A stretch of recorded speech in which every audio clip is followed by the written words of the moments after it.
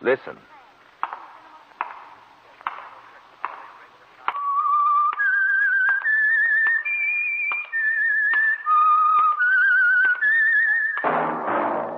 That whistle is your signal for the Whistler.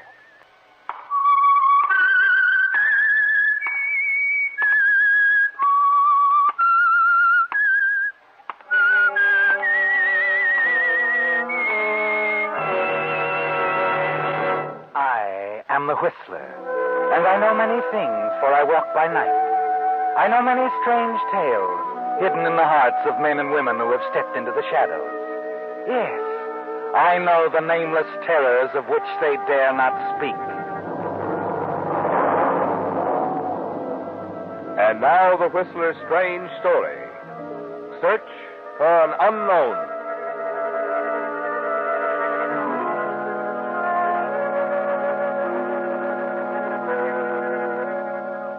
The tall, dark-haired man and his companion moved away from the bar, crossed the cocktail lounge, and stopped before the huge windows to gaze out over the city. As they stood there, watching the flickering lights across San Francisco Bay, the girl unconsciously began toying with the shiny new wedding band on her finger. Then, as the man raised his glass to drink, she turned and looked up to him. What are you thinking about, Frank? Albert Maxwell. The little guy over there across the bay waiting in the death cell. What time is it? He's got 10 minutes to go. He deserves to die. Yeah. Thought if I'd played this case smart, things might have turned out better. Sometimes I wish I'd never been mixed up in it at all. Do you, darling? If you hadn't, you wouldn't have met me. I'd have found you somewhere, darling, sooner or later.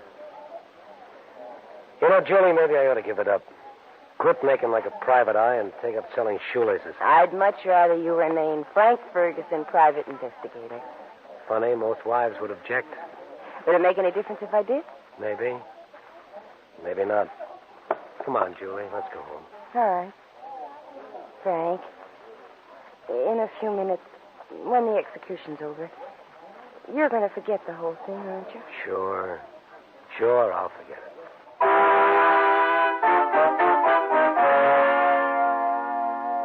As Frank Ferguson and his bride of 24 hours moved across the cocktail lounge toward the elevators, he wondered if he could forget the story at all. Of course, it wasn't his. He'd only played a small part in it. Actually, it was Duncan McKay's story. Duncan McKay, head of the largest gambling syndicate west of the Rockies. And Ferguson's thoughts went back to the night it all began. The night months ago when he arrived at McKay's heavily guarded estate in San Mateo, had been ushered into the billiard room by Jim Slade, McKay's bodyguard.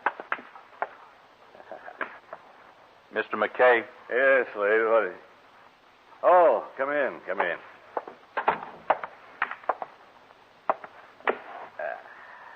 Sorry, you're a billiard expert. So you're Ferguson, huh? Yeah, I'm Ferguson.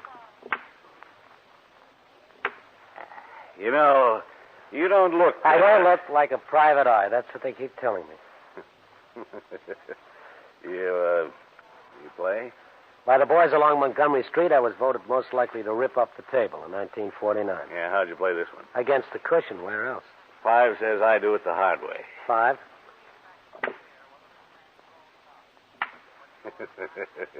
You can deduct it from my bill, huh? Why did you send for me, McKay? Well, they tell me you're a pretty smart boy. Let's get to the point, huh? Sure. The point, Ferguson, is that somebody is out to kill me. That's news? All right. I've been threatened before, but this time, well, it's a little different. I received a letter a few days ago, a letter threatening my life. Doesn't sound like any of your former playmates, huh? That's right. They wouldn't operate that way. From the crowd, you don't get advance notice. You suddenly wind up in an alley full of slugs. So you got a letter. Why worry? You got a nice setup here. You can hide behind your steel fence and those guards. There isn't a chance of anybody getting close enough to you to do any damage. What are you so nervous about? I'm not nervous, Ferguson. I'm not worried at all. Let's say I'm amused. My curiosity has been aroused. This whole thing intrigues me. I don't get it. You will. Here, just a second. Yeah. Yesterday afternoon's paper on page 2. Pictures and everything. Mm-hmm. So a couple of citizens in Frisco received threatening letters. Same as yours? Yeah, the same. Julie Wilson, Albert Dobbs. A hat-check girl and a hardware clerk. Friends of yours? Never saw them before in my life. She's a good-looking dame. If you like hat-check girls. I don't throw rocks at anybody. According to the paper, the Wilson girl doesn't know Dobbs, and he's never heard of her. So there it is, Ferguson. 3 strangers. We each get a letter threatening us with death. And we don't know why. There must be some connection. Now, that's why I hired you, Ferguson. I want you to find out what that link is. What ties me up with a hat-check girl and a guy who sells nuts and bolts in some crummy hardware store. You resent the company, McKay? That's what's bothering you? At some point in our lives, our paths must have crossed. Somewhere along the road, the 3 of you kicked somebody in the teeth, and now this somebody wants to introduce you to an embalmer the hard way. Now, look, I want you to find out all there is to know about this Wilson dame and this guy, Albert Dobbs. Where they're from, what they've done, who they know, everything. I want a complete report on both of them. All right, McKay. I'll even find out what kind of toothpaste they use. Let me see you make this shot, huh? 10 says that you don't. 10 says I do.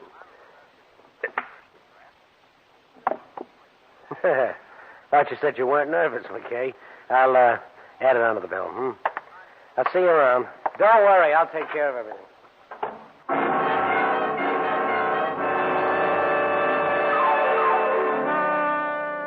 You smile as Ferguson leaves, don't you, McKay? Confident that once he finds out all there is to know about Julie Wilson and Albert Dobbs, once the link is established between the 3 of you, that you'll know is threatening your life, and then you'll take care of everything. In the days that follow, you wait anxiously for some word from Ferguson, and then finally one evening... Yes? Hello, McKay. This is Ferguson. Well? I thought you better know, McKay. Somebody else received one of those letters. A guy named Brovelli. Gino Brovelli. You know him? Brovelli? I never heard of him. But put him on the list, along with Julie Wilson and that Dobbs guy. Talk to him. Okay, but he won't answer. Why not? He met with an accident. He's on a slab at the morgue.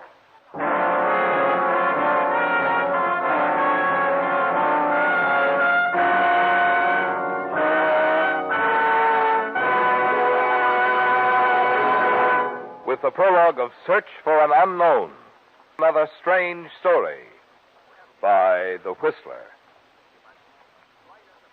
And now back to The Whistler.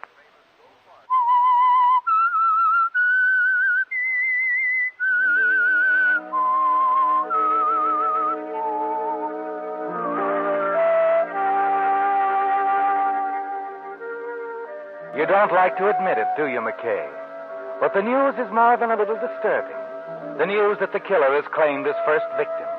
A man named Brovelli is dead. A man who, along with Julie Wilson and Albert Dobbs, received a threatening letter similar to the one that was sent to you. But the killer will never reach you, will he? Not as long as you remain within the protective walls of your estate, with Jim Slade, your bodyguard, close by your side. You're going to play it safe and wait until you find the link. The tie between you, Julie Wilson, and Albert Dobbs. And then you'll go after the killer yourself. As you pace the floor of your library, 1,000 questions flash through your mind. Questions you waste little time asking when Ferguson finally arrives. That's what I said, McKay, a window washer. Brovelli, a window washer. Yeah, he fell out of a 20-story window late yesterday afternoon.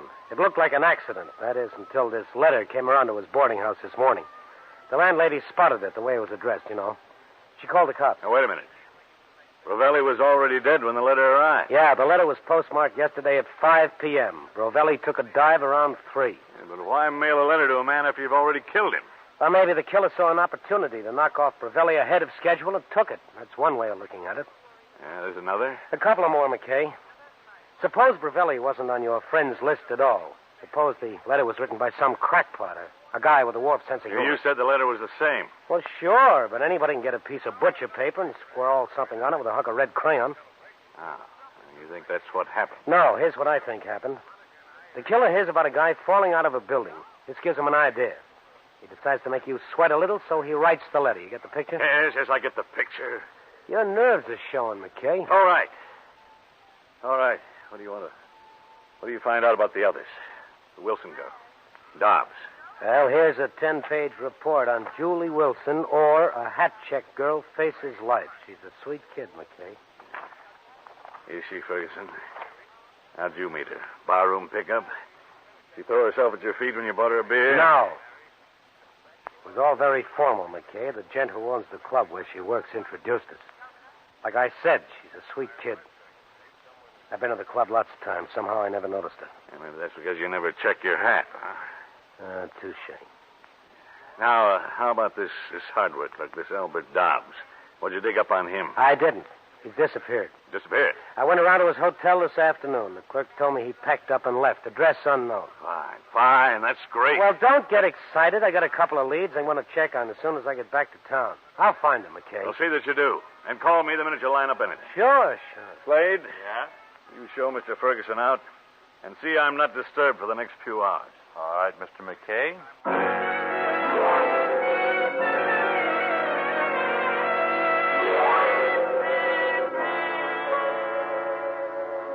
It's almost 4 a.m. when you finally set aside the report on Julie Wilson. You've been over it again and again and again. But it's revealed absolutely nothing, not the slightest clue, not a single link to connect your life with that of the girl. You turn out the desk lamp, lean back in your chair, and close your eyes. There's still Albert Dobbs, the hardware clerk, isn't there, McKay? Yes. Perhaps in his story you'll find the missing pieces of the puzzle. The days drag on. You wait impatiently for Ferguson to call, but he doesn't.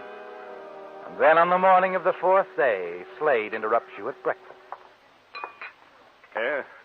What is it, Slade? It's about Ferguson, Mr. McKay. Yeah? Well, what about him? He's been checking up on you. You what? Yeah, that's right. Been going around town asking a lot of questions. They're all about you. I don't like that, Slade. I don't like that at all. I'm not paying him to pry into... Wait a minute.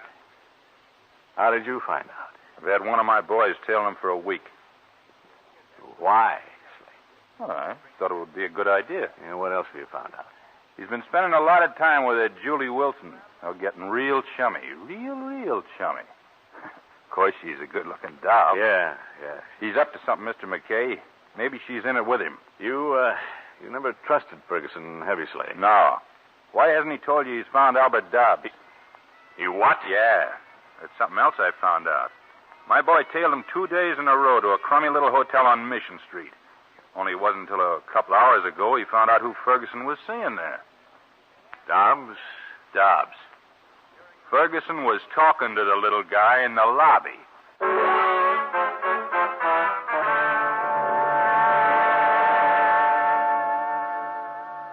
It hasn't turned out the way you planned at all, has it, McKay? Slade is right. Ferguson must be up to something.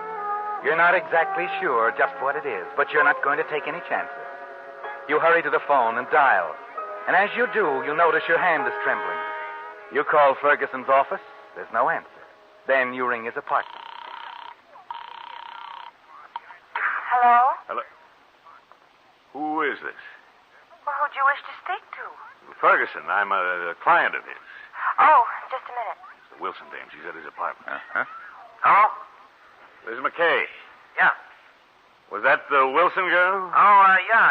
We figured it'd be a lot safer if she stayed here at my place while I'm away. You're not going anywhere, Ferguson. Well, you're wrong, McKay. I am. No, you're wrong, Ferguson. I want to see you right away. Sorry, I'm due at the airport in half an hour. I'm flying down to L.A. I'll see you when I get back. I'm onto something.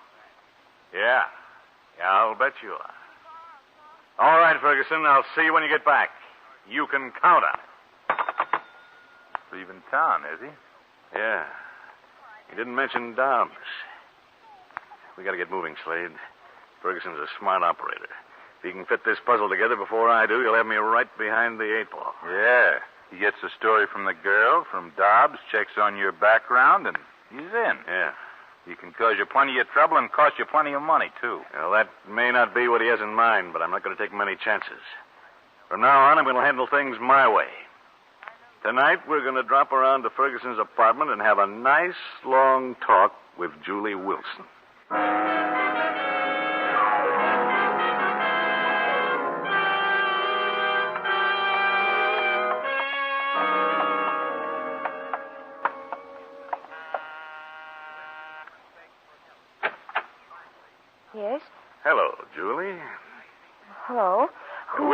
friends of Ferguson. Oh, well, he isn't here right now. Yeah, I know. Come on, Slade. Just a minute. What do you want? Relax. Nobody's going to hurt you. We just want to talk, that's all. About what? This. Little report on you, Julie. I want to be sure you didn't leave out anything on purpose. Now, sit down.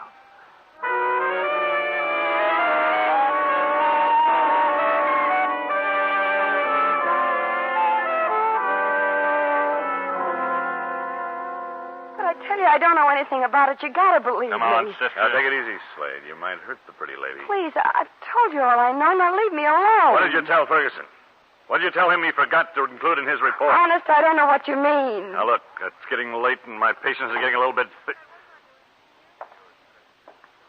Oh, hello, Ferguson. You got back from L.A. in a hurry.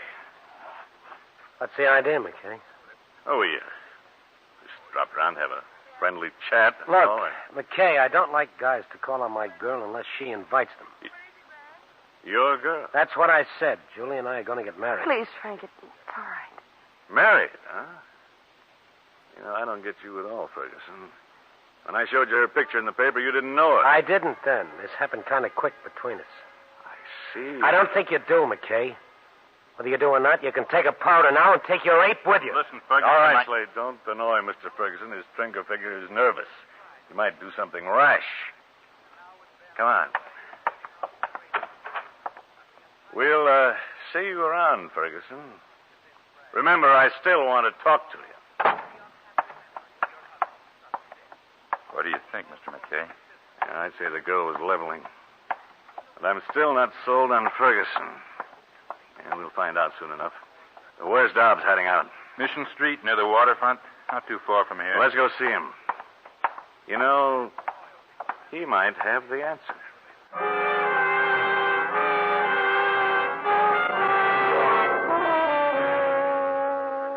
Yes. You want to believe that, don't you, McKay? That Dobbs holds the key to the mystery. That once you've heard his story, you'll know who sent the letter threatening your life. A quarter of an hour later, you park your car on Lower Mission Street, while Slade hurries into a small, dimly lit hotel. A few minutes, and he's back. He's registered under a phony name. Clerk said he hasn't come in yet. Yeah, you sure? Cost me $5. I'm sure. All right. We'll wait.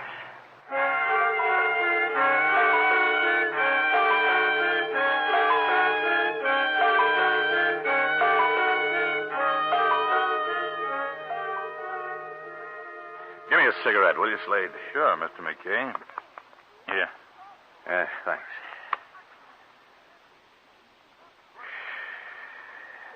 What time is it? A little after 2 o'clock. 2 o'clock. What's keeping him? Think he'll show? He's got to. I never saw you like this, Mr. McKay. Jumpy. It isn't like... All right, I'm jumpy. What do you expect? Sure. I don't like this setup, Slade. Don't like it at all. I've always known who my enemies were. Always been able to take care of them when they came around looking for trouble. This time I don't know who I'm up against. Makes a lot of difference, Slade. Makes a lot. What's wrong? Up ahead. Just turned the corner. Coming this way. Could be. Wait. Wait till he walks by. Dobbs? Huh? Like to talk to you. Well, you're police? No, we're not the police. Yeah, take it easy, Dobbs. We're not going to hurt you. No, wait. Now, relax. Come on.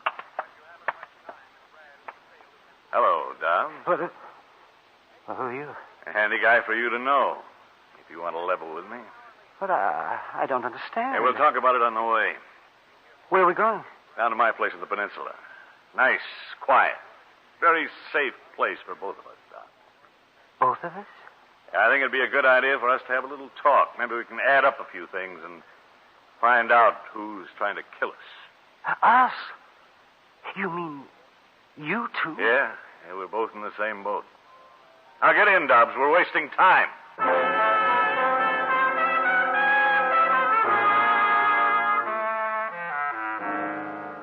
Shortly after 3 in the morning, you arrive at the gates of your estate. Watch them swing open.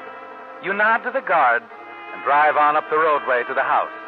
And a few minutes later, you're sitting in the library, facing Albert Dobbs across the desk.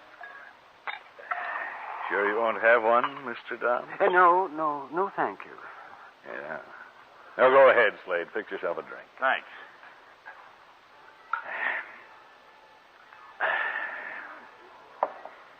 So you don't know why anyone would want to kill you, eh, Dobbs? No idea at all. No, Mr. McKay, I don't have any idea at all. You're scared, aren't you? Well, yes, I am. Aren't you? Now, look, suppose you start in from the beginning. Maybe we can help each other. Start in? Yeah, I want you to tell me all there is to know about Albert Dobbs. Where you're from, where you've been, what you've done, who you know, everything. Oh, I see. Yes. Now, go ahead. Yes, well, I was born in 1893. 1893. Yeah, might as well pull up a chair, Slade. This is going to take a long time. But I've got a hunch this is it, and it's going to be worth it.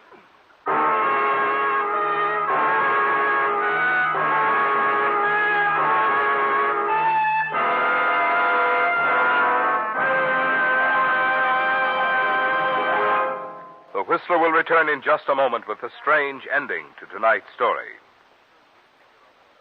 And now, back to the Whistler.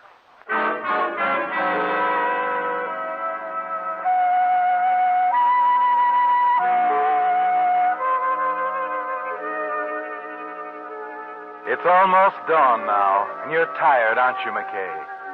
You lean back wearily in your chair, close your eyes, listen to the voice of Albert Dobbs as it drones on and on. Names, dates, places, and more names and dates and places. Not a one stirred a single spark in your memory. But the story of Albert Dobbs isn't over yet, is it? Somewhere your paths must have crossed. Somewhere you met the one person who now wants to kill you both. I had to leave. I went back to Los Angeles. Oh, wait a minute. When was this again? Well, let's see, 1929. All right. 1929, L.A. Where'd you live? On 54th Street, near Figueroa. Where? Well, 54th Street. I had a small flat near there. Well, what's the matter, Mr. McKay? Have I said something? In an instant, your thoughts race back through the years. Back to that unfortunate little affair on 54th Street in Los Angeles. 19 years ago, wasn't it, McKay? You were just one of Galetti's strong-arm boys then, selling protection to small shopkeepers. And that night, your methods of persuasion proved fatal to a man who ran a grocery store. You're confident now that you're on the right track at last. Dobbs, the frightened little man who sits facing you across the desk, has established the link. The rest of his story will supply information you've been looking for. But you don't want your bodyguard Slade around to overhear. Slade. Yeah, Mr. McKay? Yeah, why don't you turn in and get some sleep? Oh, that's all right. I don't think... You better turn in, Slade. Sure. You're the boss.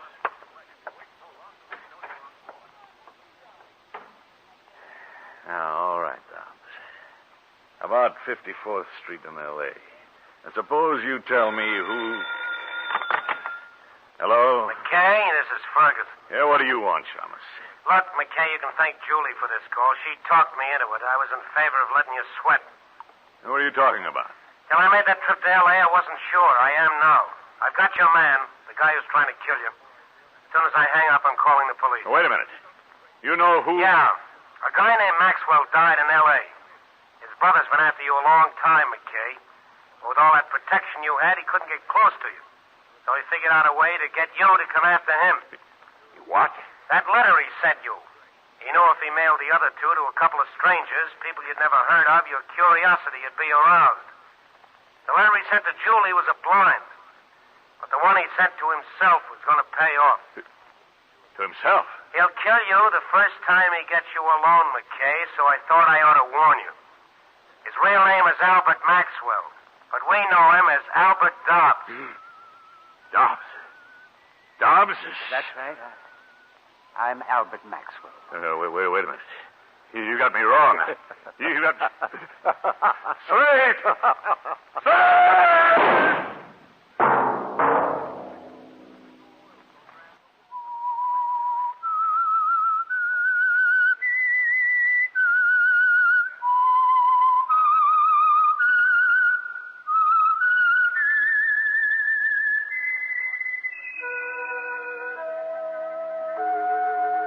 Let that whistle be your signal for the Whistler each Sunday night at this same time.